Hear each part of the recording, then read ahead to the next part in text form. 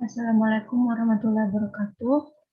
Di sini saya akan mempresentasikan tugas praktikum yaitu glaukoma normal atensi.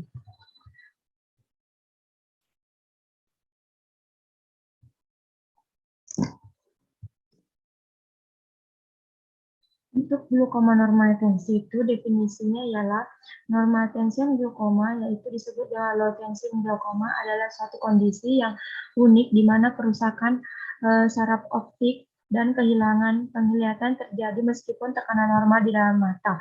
Tekanan intraokular yang normal berkisar 10 sampai 21 mm Hg.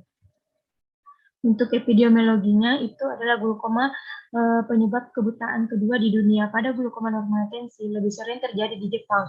Perempuan lebih sering terkena dibanding pria. Untuk normalnya tensi glaukoma mempengaruhi orang dewasa dengan usia rata-rata 60 tahun.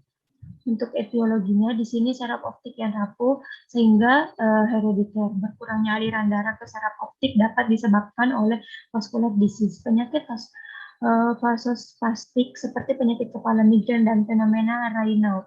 Iskemia berkurang, oksigen dikirim ke jaringan sehingga terjadi penyakit autoimun. Faktor risiko yaitu usia tua, penderita diabetes, penggunaan medikasi yang mengandung steroid, riwayat keluarga glaukoma, perempuan lebih banyak daripada pria, keturunan Jepang berusia tinggi terkena normal tension glaukoma. Untuk patogenesisnya itu teori iskemik vaskular menunjukkan bahwa rendahnya perfusi optik saraf merupakan faktor utama dalam proses kerusakan pada glaukoma. Iskemik menurunnya pasokan darah dari arteri oftalmika dan arteri sentral retina, rendahnya perfusi saraf optik sehingga terjadi keluhan glaukoma. Peran penyakit pembuluh darah dalam patogenesis NTG mungkin berhubungan dengan berkurangnya resistensi saraf optik pada IOP. Tanda dan gejalanya ialah asimptomatik, progresif, lapang pandang menyempit, cenderung lebih fokus, lebih dalam, dan lebih dekat dengan fiksasi. TIO-nya lebih dari 22 mm Hg tanpa pengobatan, yaitu kurva tensi diurnal, kerusakan saraf optik, perdarahan dis. Diagnosisnya itu untuk anamnesa apakah pasien memiliki kondisi medis sistemik terkait dengan NGT, konsumsi obat steroid, menentukan apakah ada riwayat keluarga glaukoma atau NTG, apakah sejarah pasien positif untuk trauma okular atau operasi.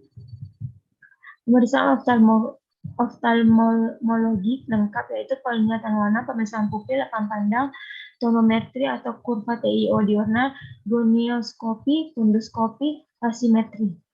Yaitu tonometri ialah pengukuran diambil untuk kedua mata pada setidaknya 2-3 kali karena TIO bervariasi dari jam ke jam dalam setiap individu.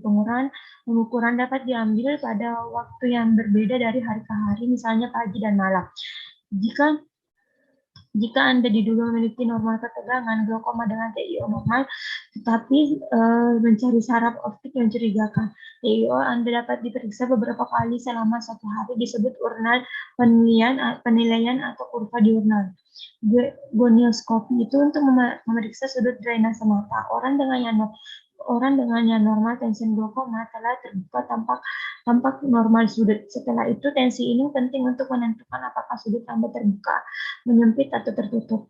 Fundoskopi sulit untuk mendiagnosa NTG jika cup bisect ratio lebih besar 0,5, bahkan jika perbedaan cupping adalah 0,2 atau lebih tinggi dengan adanya TIO normal. Hemorrhagic disease yaitu hemorrhagic disease pada NTG menjadi 2 kelompok disease, yaitu cyanidal sclerotic dan focal ischemic.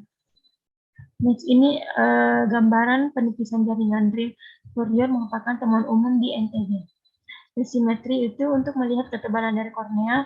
Dasar pemeriksaan adalah ketebalan suatu benda dapat diukur dengan melihat bayangan benda tersebut pada satu sistem pemisahan sinar, yaitu normalnya 500 per 40, NTG-nya 510 sampai 520. Tata laksananya itu adalah the collaborative normal tension glaucoma study menunjukkan bahwa pengurangan 30% TIO dapat mencegah perkembangan hilangnya lapang pandang.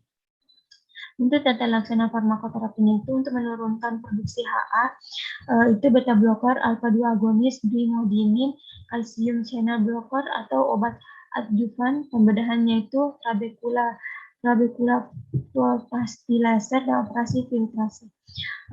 Sekian dari presentasi tugas saya, yaitu glaucoma normal tension. Wassalamualaikum warahmatullahi wabarakatuh.